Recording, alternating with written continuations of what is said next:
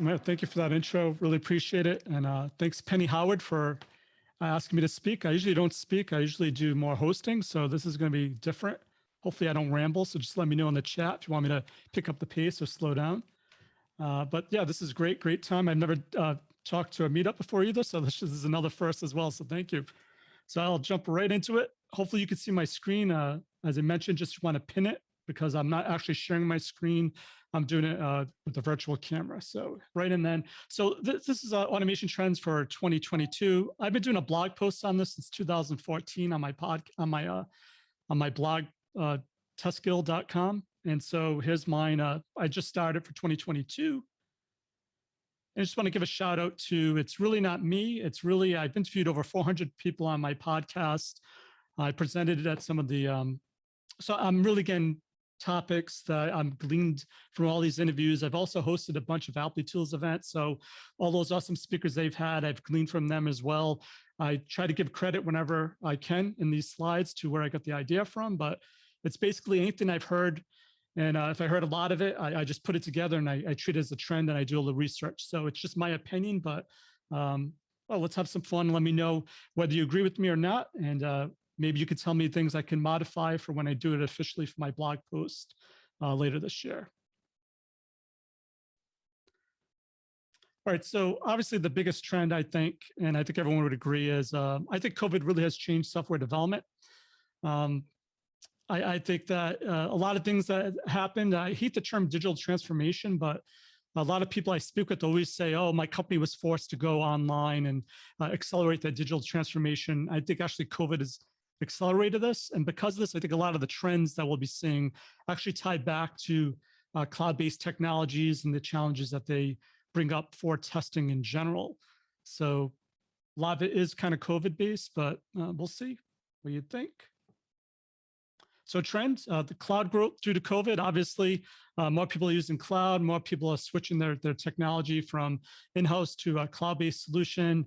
A lot of them are consuming, it's not like back in the day when I started where everything was in-house and you developed everything from scratch. Nowadays, you take libraries, open source libraries, and a lot of times now these libraries are built in the cloud. So you're actually consuming third-party services in the cloud.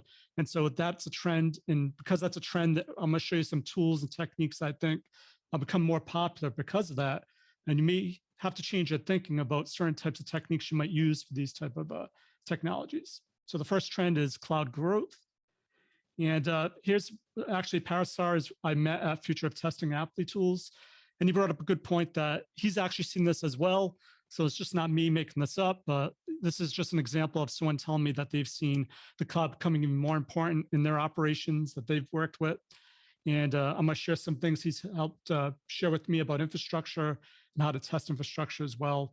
But this is a quote I heard a lot of on my podcast interviewing people about how the cloud really has become more and more important to them. If you do a little research, though, it's not only opinions, it's also, I think I got this from pwc.com. They said cloud spending rose from 37% to 29 billion in 2020, and they just see it rising in 2022.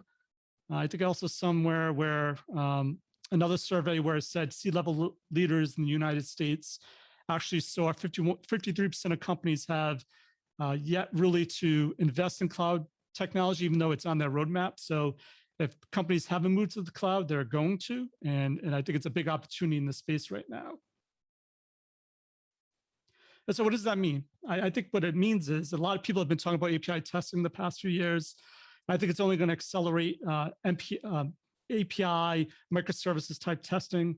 So if you're not doing API type testing or you're not familiar with the terminology or how to test it, I think it's a good time to get more involved in it. Here's another report by MarketWatch. They predict that in 2020, I think it's going to be 1.5 billion by 2026. Right now, it's 744 million. And the way companies are investing in it is only going to increase. So anytime I see money, so I have this little money thing. I don't know if you could see that, but anytime I see money or companies investing in things, it's like a flag to me, hey, this is something I probably should pay attention to, because normally companies don't invest money, right, into things that they don't see happening in the field themselves or with their clients or customers. So anytime I see this as an opportunity for testers as well. and that we should pay attention to. So here's a big one that came out recently, and that's with Postman. Just got a C round funding, and I think they're worth, based on that round of funding, what was the amount? But it was like billions of dollars is what they're worth now, right here, 5.6 billion. And so Postman has been around for a little bit, but obviously companies are investing in them. And so if they're investing in this company, they're probably investing in other companies because they see that, based on their research as well, that they see API and microservices being a growing trend with developers and testers. And Postman is one of the most popular tools I've heard on my podcast from testers that have been doing API testing. And I think it's just a clear signal that we are going into an API first type world. So obviously UI is still important, but I think a lot of these technologies, especially people I speak with on my podcast, usually utilize microservices now. And so the UIs are usually just calling business functions that live in the APIs and the microservices. So there's a lot of coverage that needs to be taking place at the API level beyond the UI that I think a lot of people are missing opportunities on. And I think it's a good time to get involved in it, like I said, because it's obviously companies are investing money and it's a growing trend. So with more companies investing in cloud services, cloud becoming more and more critical, obviously I think how do you test in a distributed cloud system? And I think this is going to bring up certain tools and techniques that I think more popular in 2022. So the first one is, I interviewed Sergey a few months ago, and he told me about Test Container. I actually didn't know about Test Container before. It's a library that basically it uses Docker containers within your tests, and you're able to provide external dependencies in a distributed cloud architecture like databases, streams. You could throw up Selenium instances, AWS mocks, anything you can Dockerize, you can contain it now within your test. And so what's cool about this is a lot of times when you're using cloud services, you have dependencies, right? And you really can't test those external dependencies without mocking them or, really playing around with the system. But technologies like this test container can allow you now to really create a self-contained test environment that really mimics real-world conditions rather than wait till you get to production. So a lot of times we don't find these issues until we go into production, but using technologies now that they're going to become more and more popular in 2022, you can stop mimicking things like this also will tie into another trend I see later on with chaos engineering. Like what happens when a service provider you rely on, an external dependency goes down? Is your system able to handle going over to another system? Well, using something like test containers, you could test that out. You could test out redundancies and things like that. So I think it's a really cool solution. They have libraries in both Java, Python, Go, I think Scala. So I think it's a really cool library. I'm gonna stop playing around with it. And I've started to hear a few people actually referencing it as well. So I think if you don't know about it, I think it's a good library to get involved in. Another one I just found out about is Local Stack. And as I mentioned, because people now rely on services in the cloud, this allows you to spin up a test environment on your local machine, and it provides the same exact functionality and APIs that you would in a real world AWS cloud environment. So you can run all your Lambda functions, you can store data in different tables, you can do feed events, you can put the application behind an API gateway, you can do a bunch of different things with this. So all this happens locally on your machine, so you don't have to rely on an actual cloud instance to do the testing. You can test it locally.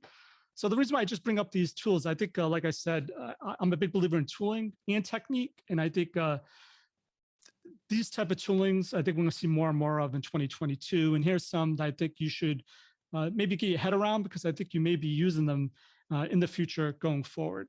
Could be wrong, but that's just my thought there so far.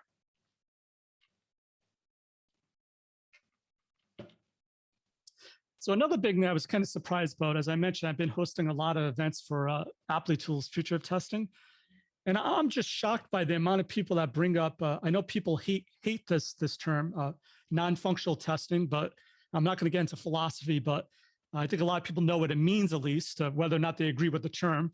And so it's usually not functional automation. So I've heard a lot of sessions on accessibility testing at Future of Testing. A lot of companies actually have on their definition of done security testing. performance testing. And these from random people that have been talking on these events by Aptly tools, and they all say the same thing. So accessibility testing has been huge. And I think the reason why is because as we go cloud native and we get on mobile devices, I'll talk about later, UI experience is really critical, and that people are focusing more on the user experience as well. And part of user experience is accessibility testing. But a lot of these things we used to push off at the end was performance testing and security testing. So I think it's going to be a growing trend with non-functional testing. Once again, someone I spoke to at Future of Testing, I didn't know Angie was going to be here, so it's not a plug for Aptly tools, but it just happens to be that I've heard a lot of people talking about it. So Gamma actually had a kind of a controversial session where he said traditional testing jobs he sees in his organization going away.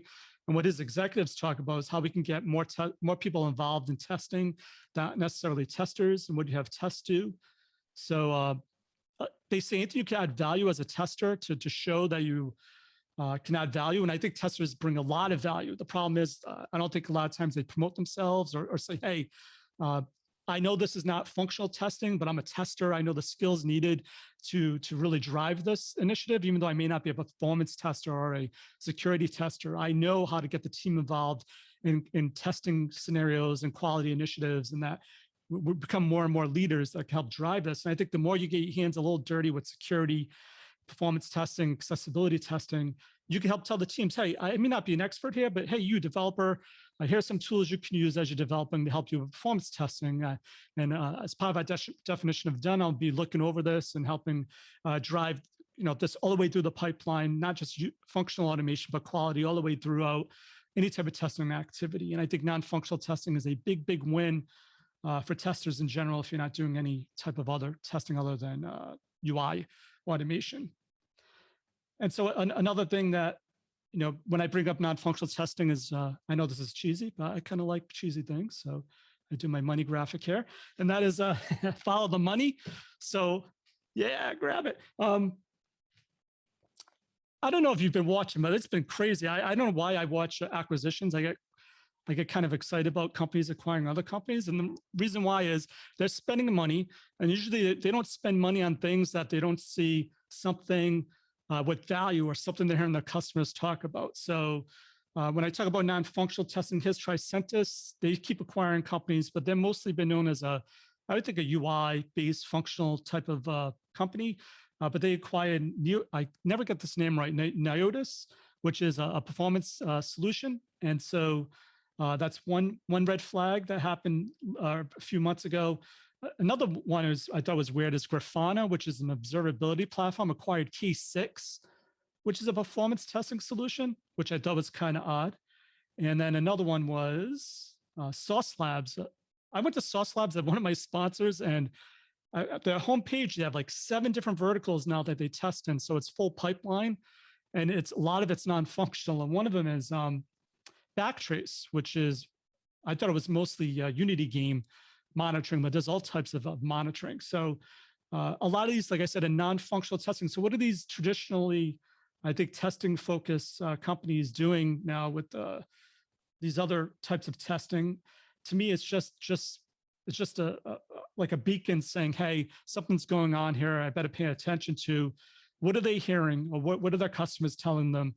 Because I think anytime, kind of being selfish here, is you want to help your current company be current, but also you want to be current because if a company ever lays you off or you want to switch gigs, you always have the latest skills that can help you transfer it to another position. Not that, so you're helping your company you're working in now, but you're also helping your future employment. And just looking at these trends, getting more familiar with non-functional testing, I think is going to help. So another kind of trend I thought was kind of interesting is the death of the test pyramid. A lot of people, once again, test pyramid is kind of overblown. Even the creator of the testing pyramid said, hey, it's just a rule of thumb. People have been going overboard with it. But anyway, I had a really kind of odd conversation with Goiko on my podcast, and he's seen that the cloud, it's very, very rare to see an application that's built in isolation, right?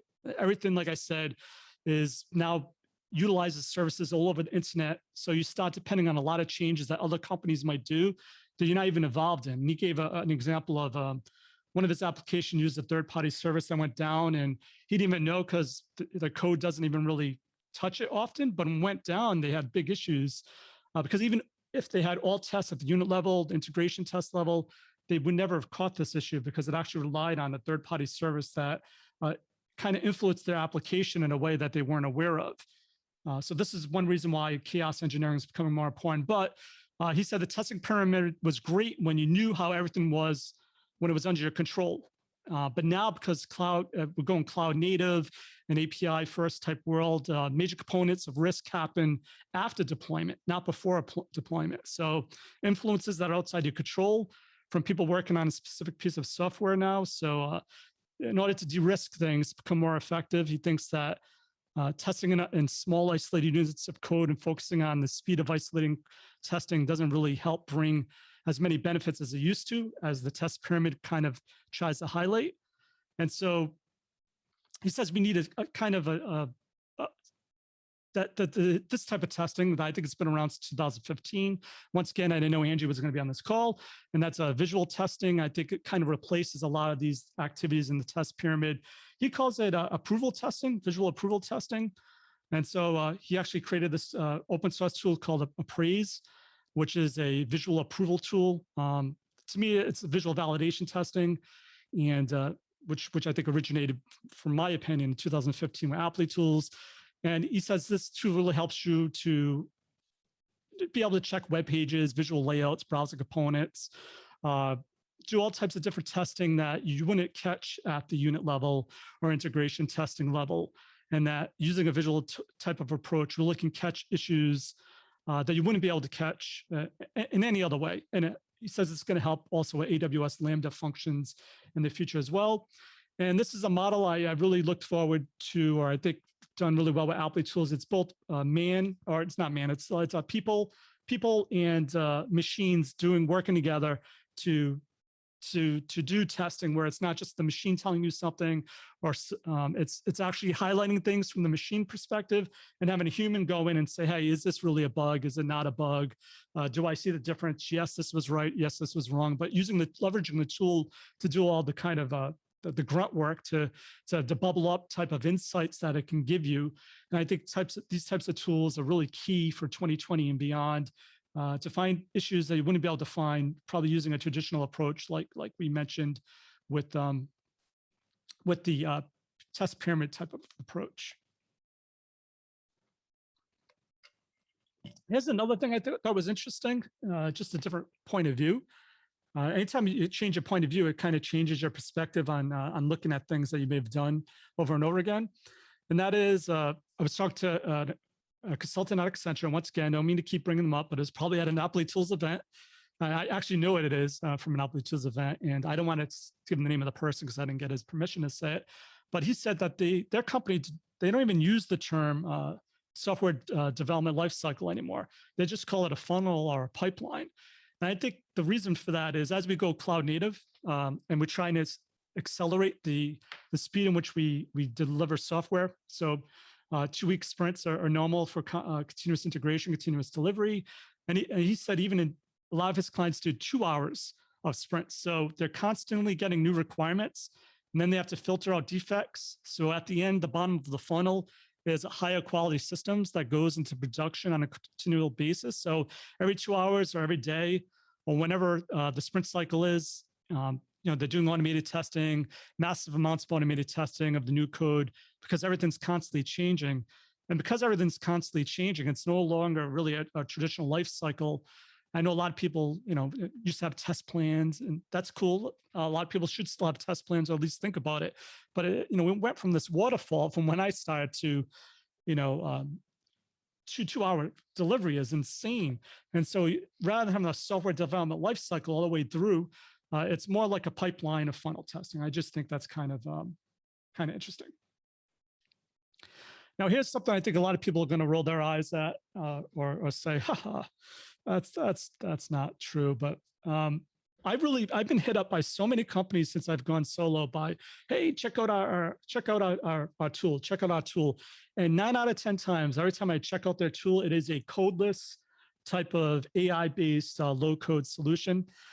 And I'll give credit. I think a lot of them have gotten a lot better. When I started, we had WinRunner and record and playback, and that was a nightmare. A lot of these do actually use legitimate machine learning algorithms that can kind of help make these solutions better. But I think a lot of reasons why this is becoming more popular and it's going to become more of a trend is as we try to ship software quicker and faster into the field, into the hands of our customer, we need to do more kinds of testing. And obviously, you need to do exploratory testing and these other things that you can't get from automated tools. But you want to get more people involved. And the best way to get more people involved is to use a solution that's easier to use, that doesn't necessarily require a full-blown developer to help with. Obviously, you can have that level of coverage from a developer, but you can also have other people contribute with these other low-code type of solutions. So low-code is something I've definitely been seeing more of, just something as a big trend, definitely that I see happening for sure. Okay, I think Carlos is going to like this. I don't know about Angie. I think Angie's already been ribbed about this. But so what skills and programming languages should you use in 2022? And drum roll. So this is just one of the sites I always look at for popular languages. And Python on a few of them has been #1. And then #2 has been Java. So you can't go wrong learning either one of them. Obviously, if you learn one syntax, as I got older, it's you learn that one syntax is basically the same compared language to language, just slightly different. So if you understand the concepts, going from language to language isn't as hard as you would think. So if someone's struggling with, oh, what language should I use? I would just say pick anything and then go with it. But I find Python to be especially relevant because a lot of companies I speak with, a lot of testers, they use Python because Python has a lot of libraries for AI, machine learning, all the types of things that are really in fashion right now. To help you do software development, can also help you do testing. And I think Python is just fabulous for just, I use it for duct tape, but I just think it's a fabulous language. So this is something I would take a look at. So a lot of you are saying, well, big deal. Also, I would think you could take a contrarian view of this and say, well, if everyone's using Python, if I want to be employable, I might be an expert in COBOL or Go because I'll be only one of the few people to do that. So I would definitely have a niche. So it depends on the way you go, but I would say if you want to stay up to date, you probably want to know Java and Python. I don't think you can go wrong. And so what I did is said, okay, how does this relate to automation testing or writing testing code? So I went to the top 20 companies in Silicon Valley, and I just went to their what do you call it, job requirements and skills, and I copy and pasted them into a huge word cloud, and I just did generate. And as you can see, what pops out is Java and Python, which is exactly in line what I've been seeing with these other polls from developers of what the most popular languages are. So I think there is some correlation, but I mean, it could just be that, if you heard that thing, when you have a red car, everywhere you see is a red car, but this could be the same thing. Yeah, JavaScript pops up here too. You can see JavaScript right next to Java kind of, and then highlight it. So definitely Python, Java, JavaScript can't go wrong. But I think there's also other things in here that kind of pop up that I thought was interesting. So Git, web services, APIs. So if you're looking for skills to focus in on, one hack I always do is I always go, because I used to be paranoid as I was working because I always thought I was getting laid off. Eventually I did get laid off, but rather than finding a new job, I just went working for myself. But I always wanted to know what skills should I be working on just in case. And this is just one way to make sure that, hey, am I up to date? Am I staying up to date? Am I helping my company stay up to date? So it's not being selfish, just thinking, oh, I'm going to get my next gig with these new skills. It's also, hey, can I help my current job with the newest skills and the newest techniques? So this is something I do every year or every 6 months, is just look at random job postings and just see what they're looking for. Once again, Sauce Labs, I think they've acquired 4 different companies this year. They did one API Fortress in December of 2020 as well. But this one's I can't even say Atomic IQ. It's a codeless technology. So why is Sauce Labs contributing to it? Well, I just think, once again, they probably talk to a lot of customers. And because they do basically pipeline automation, they want to have a solution that they can have their customers use to do quicker automation. Like I said, I don't think it's going to replace everything. I think it's a place for everything. And you may have some people in your organization that may really thrive with Codeless. You may have others that thrive with non-Codeless. I would always do a proof of concept to just see whatever works for your company to give it a try for sure. All right, so you've been hearing about mobile testing forever, forever probably, no doubt. But I think definitely because of COVID, everything has been going online. And what do you see when things go online? A lot of restaurants around me, I'm in the middle of nowhere, a town of 200. And even around my surrounding town, there's companies online that like hole in the walls. And you're like, what?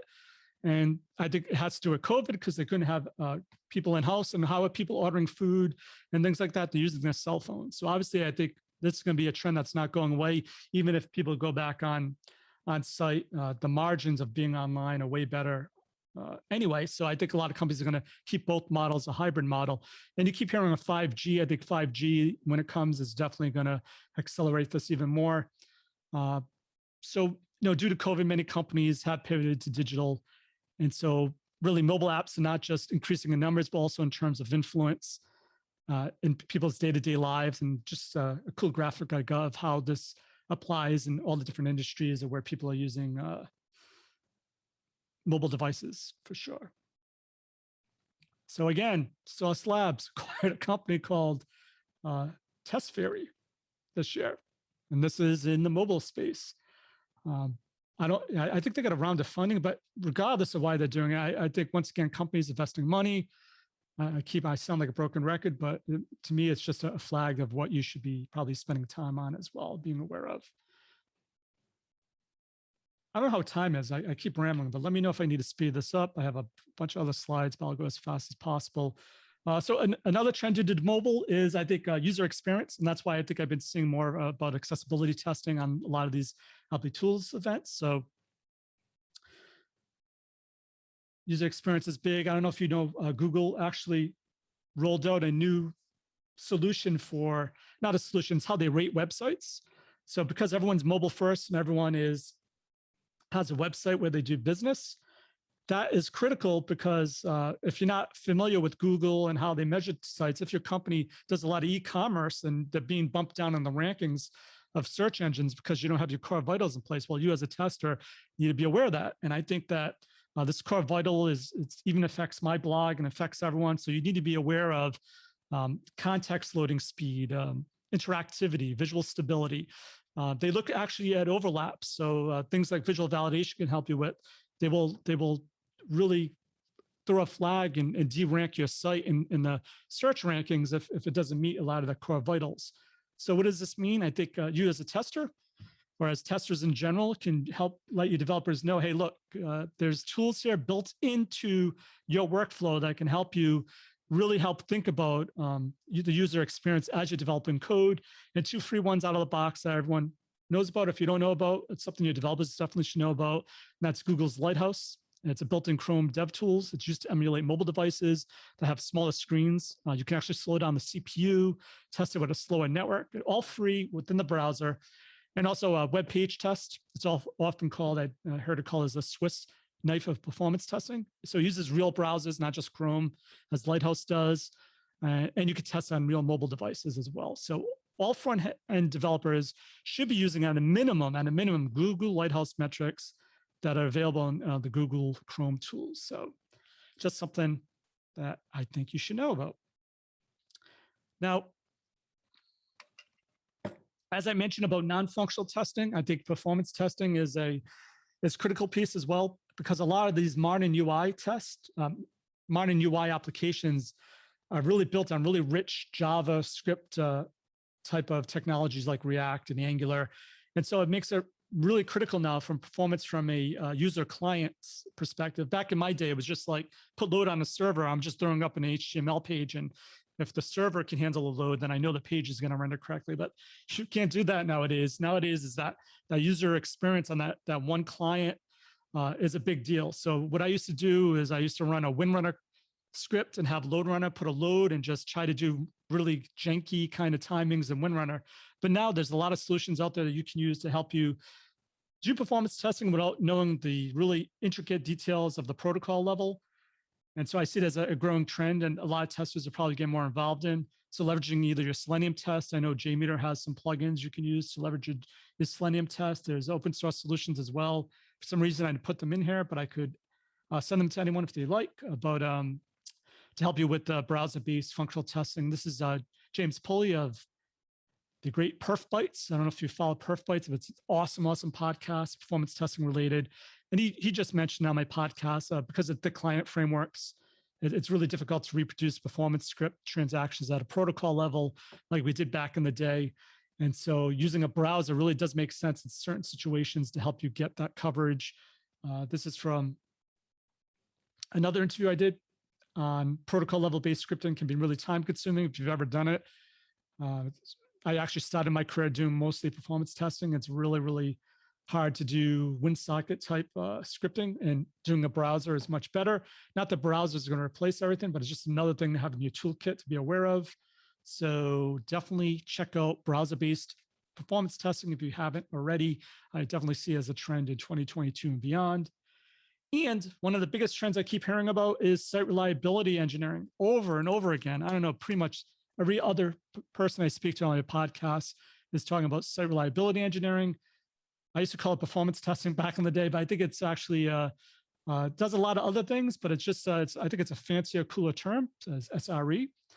And if you look this up, obviously Google invented SRE, so obviously you would see a trend going up. So I don't know how helpful this graph is, but it just shows you search volume in Google for SRE has increased. So that's a good sign. This is from, I don't know if anyone knows Steven, but he's a really been a performance engineer for years. He's moved over to site reliability engineering. Just the reason why I bring up this tweet is a lot of people I speak with on my podcast actually have moved from a performance testing role or a tester role, and they moved over to site reliability engineering. So if it's something you want to get into, as a tester, you have these awesome skills that are transferable in all these other domains. So if this is something you have interest in, I just recommend that if it's a hot topic, and there's a job opportunity and you're a tester, I would go for it, because you definitely have the skills to fill up a lot of job opportunities that are out there now for this space. So along with site reliability engineering, observability is probably the biggest term of 2021, 2022. I just said as another metric that separates people that are in the know at site reliability engineering. So definitely something to be aware of. I saw, do I have it in here? It was another survey where they surveyed the companies, and they rated companies on elite performers, and elite performers are the ones that had observability, a really good observability observability in place to help them with monitor the overall health. So observability, I think, is a trend you need to be aware of. Abby is awesome. She is my go-to resource for anything SRE observability related. Once again, I think she had a great session at Aptly Tools. I don't work for Aptly Tools, but she had a great session at Aptly Tools Future of Testing. So if Angie's here, I don't know, ask her for the link, but they probably have something there for that. But she had a really great session on observability and really explains it from a tester's perspective. So really a lot of insight that she dropped. And I think it's, like I said, as a tester, it's really critical to know about. Actually, I'm in a mastermind with other business owners that they don't do testing. And this guy's like, oh, I put in telemetry the other day and I got an alert when my application did something wrong automatically, and I was able to fix it in real time. So telemetry is going to be huge. Telemetry is the data in your system that tells you your system's health. And so telemetry gets generated based on instrumentation, which is code or tooling that gathers data in the system at real time. And this is, if you don't have this in place at your company, you need to get telemetry and observability in place. Like I said, this guy, nothing to do with testing, just was talking about some other thing he was working on and said, by the way, and I said, oh, can I use this slide? This is crazy how you actually use this for your normal day-to-day development and actually help you resolve an issue. So just something I think it's kind of interesting. So telemetry, observability. This is Rebecca. She's been in the performance testing space for a while. I think she currently works for Splunk. She just talked about OpenTelemetry, and OpenTelemetry is a standard that goes with, I think you need to be aware of. It unifies the standards of how to instrument and collect and export telemetry data And a lot of companies are embracing over telemetry. So I just think it's critical to know in 2022 and beyond is SRE type topics like observability and telemetry. My friend Leandro Melendez just released an awesome new book. You should definitely check it out, The Hitchhiker's Guide to Load Testing. But anyway, he had a great quote on my podcast that every organization should be implementing observability and telemetry. It's becoming the cornerstone of good continuous performance, not to mention everything else performance gets a benefit. And just the reason why I'm sharing this, I think it's a trend you should know, even though a lot of people may not see themselves as reliability engineers, performance engineers, testers. I see testers as leaders, like one a step a notch above everything. And you should lead your organizations down anything tester related. So, I mean, maybe because what you are is what you see as the most important, because I'm a tester, I see as testers as the most important in an organization. So I just think it's cool that you can bring this back to your companies and help lead the charge, making better quality software for the world. And so this brings me to resilience testing. You probably heard it as chaos engineering. And so chaos engineering is really cool because once again, as we move to cloud native type applications, when you're consuming all these other services, if a service goes down, how does your application perform? How do you handle calls that come in based on issues that people are finding out in production? A big trend I've been hearing is when they get something that happens in production, like a service goes down and then they fix it, they make it part of a testing regression test. So if you don't have chaos engineering or resilience testing as part of your test plan, I definitely think you should have it embedded, because I think it's going to help you with a lot of things, especially with these unknown things. A lot of times you can deal with known knowns, like how many people are going to hit your system in general, how your system handles multiple people logging in at the same time. But how do you know how to handle something that you don't know how it's going to react? Well, one way to do it is awesome with chaos engineering. How does my application react when my database goes down? Well, you can use a tool like test containers to help you with that. And you can use chaos engineering to do these, they call it experiments, to see how does my application perform? Is it performant? Is it resilient to changes in the wild? Because as we go consuming all these other services, you don't have control anymore. So you need to be more resilient. You need to be able to be comfortable with these unknowns. And the way to do that is to become more familiar, I think, with resilience testing, chaos engineering. So I'm saying 2022 is my trend, is going to be the year of resilience engineering or resilience testing. It's a great quote from Michael. Michael's been in every company you could probably name. He's been at BlazeMeter, he's been at Sauce, he's been at, I don't know, he's been at a ton of them. He's at Gremlin now. Gremlin's a chaos engineer, and he says that as tester. I think it's, rather than think of chaos engineering, that you probably will be more familiar with resilience testing, and that he sees it as a growing trend. So question I asked, what do you see as a trend? And I usually jot it down. This is one of the trends he actually said he saw happening in 2022 and beyond. All right, well, winding down. So AI assistant automation. So you probably heard of GitHub Copilot. So if you haven't, it converts comments to code. And so you can write a comment describing the logic you want and let GitHub Copilot assemble the code for you. So if you're using a new language or a framework or just learning, GitHub Copilot can help find your way. So if you want to learn how to code better, you can use this. If you're a seasoned developer, you can use this to help save time. It actually can help you with bugs or actually unit testing as well. So another use of it is, it's a feature. You can import a unit testing package, and it automatically will suggest tests you can use to match your implementation code. So, I mean, this is gold.